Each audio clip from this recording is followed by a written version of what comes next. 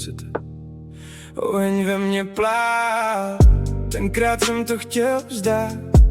Když jsem tě viděl, nechal jsem si o tobě zdát. Musel jsem se smát, protože to, co ve mně spalo, najednou chtělo žít a hrát. Muselo stát najednou spolu sami a bylo to fajn.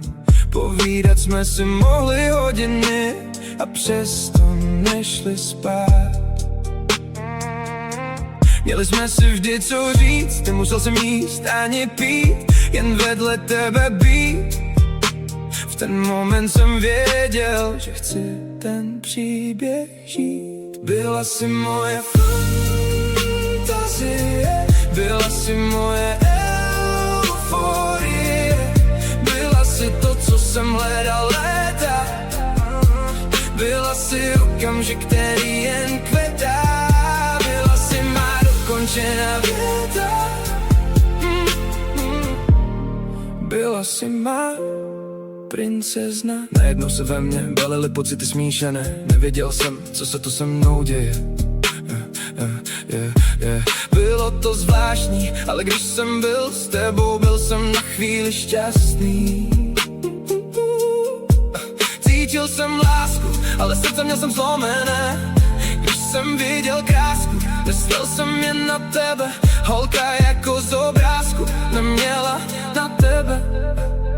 Ne, ty jsi byla víc něco, co nejde slovy. Byla jsi moje fantazie, byla jsi moje euforie, byla jsi to, co jsem hledal léta. Byla jsi okamžik, který jen kvetá. Byla jsi má dokončená věta. Byla jsi má princezna. Tvoje oči ve mně budily skvost. Najednou jsem neměl pocit, že jsem jenom host. Tvůj úsměv zářil do dálky, a když byla první pusa, přísahám, že hvězdy padaly.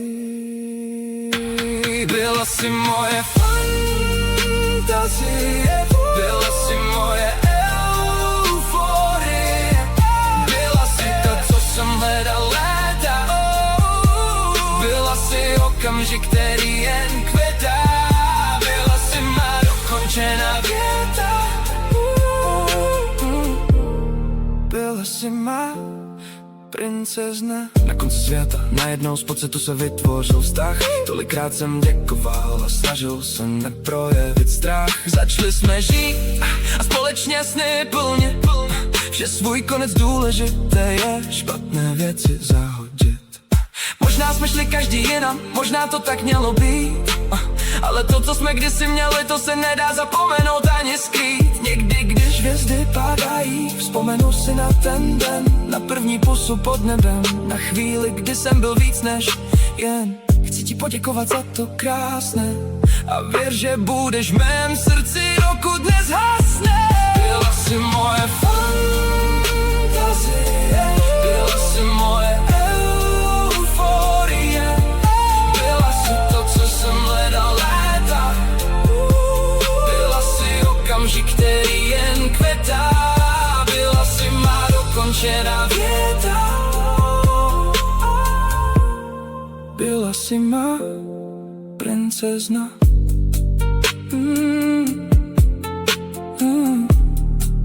Na konci světa. Na konci světa.